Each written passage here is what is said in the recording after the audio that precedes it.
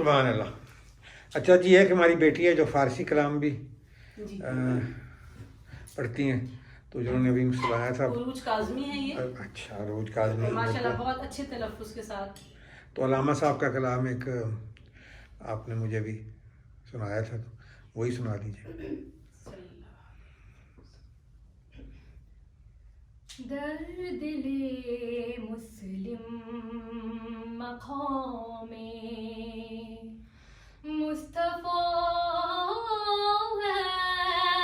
हस्त ओबरूजे मौज़ना में मुस्तफ़ा हस्त थूरे मौजे az gubare khalash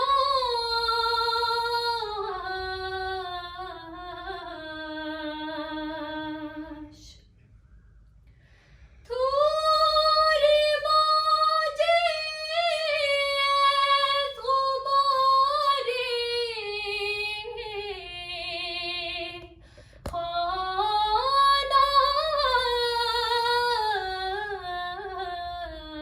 خلاش क्या बरो बैतुल हराम क्या शानाश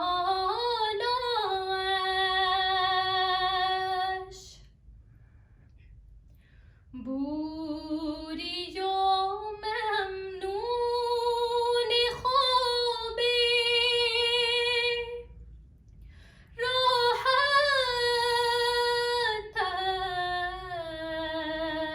راحتش بوریو ممنون خوابه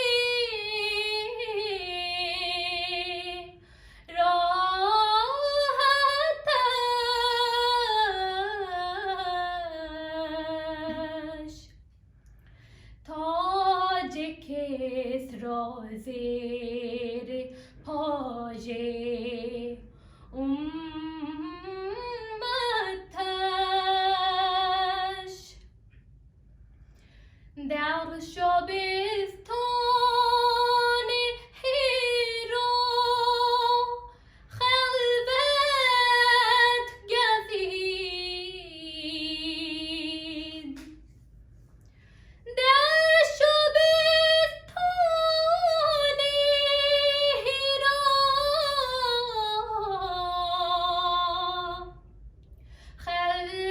خلوت